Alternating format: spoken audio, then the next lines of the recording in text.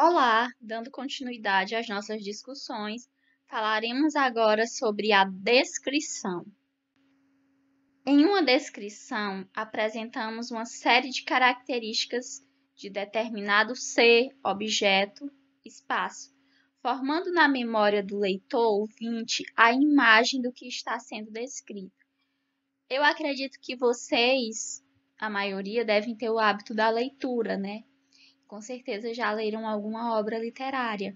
Nas obras literárias, principalmente em romances, a gente observa muito isso, não é? Por exemplo, o autor, o narrador daquela história, ele traz para a gente como era cada espaço. Por exemplo, uma sala.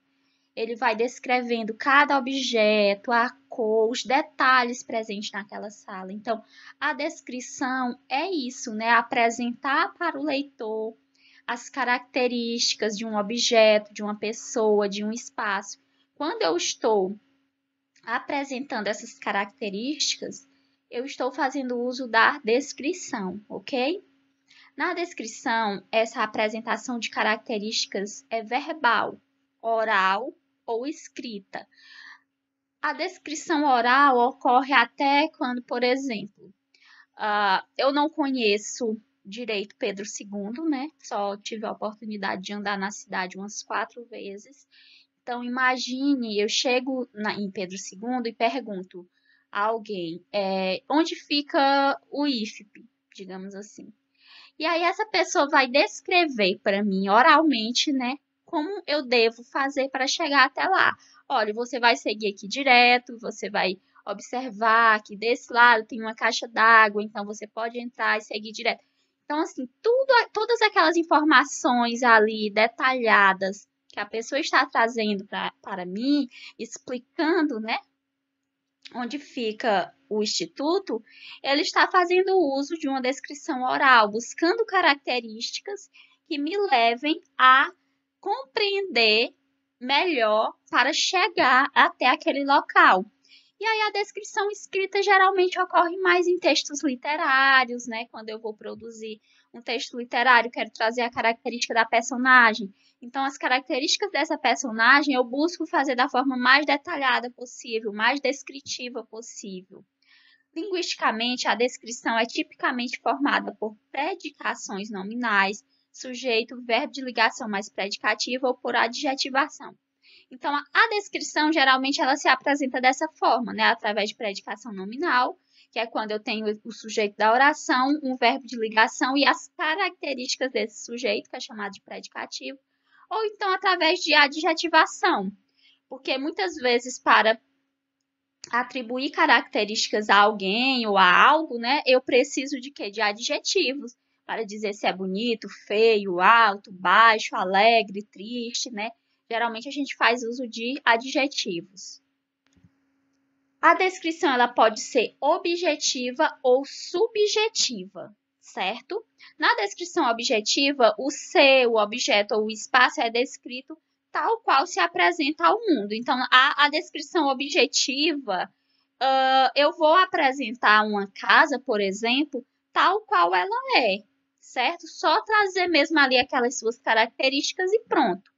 E já na descrição subjetiva, diferentemente o ser, o objeto, o espaço, é descrito a partir das impressões pessoais, ou seja, subjetivas de quem está realizando a caracterização.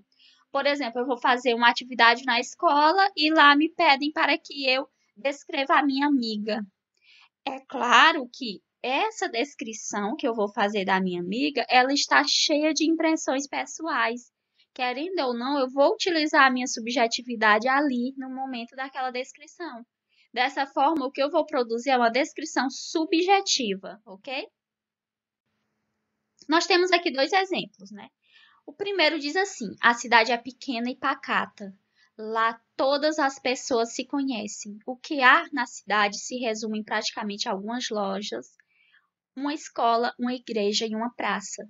Aqui nós temos um exemplo de descrição objetiva, ou seja, o autor foi bem objetivo ao trazer as características dessa cidade, não é isso? A gente observa que aqui as principais características da cidade ele traz, mas em momento algum ele se posiciona, ele coloca as suas impressões sobre essa cidade. Já o segundo exemplo diz assim: a bonita cidade é pequena e pacata.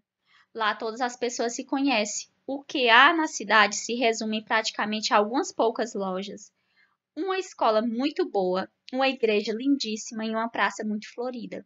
Observe que os termos destacados aqui em negrito é exatamente para que vocês vejam que nesse segundo texto nós já temos um autor que está colocando as suas impressões sobre aquele espaço. Dessa forma, nós temos um exemplo de descrição subjetiva, porque o autor ele coloca as suas impressões naquela descrição, certo? Mais um exemplo aqui de descrição, né, que diz assim: depois das propriedades dos camponeses, começava um barranco abrupto e escarpado, que terminava no rio. Aqui e ali, no meio da argila, afloravam pedras enormes. Pelo declive, perto das pedras e das valas escavadas pelos ceramistas, corriam trilhas sinuosas entre verdadeiras montanhas de cacos de louça, ora pardos, ora vermelhos. E lá embaixo se estendia um prado vasto, plano, verde claro, já ceifado, onde agora vagava o rebanho de camponeses. Aqui a gente consegue observar isso, né? É um texto literário, e que nesse trecho aqui desse texto literário a gente observa essa descrição de um espaço, né?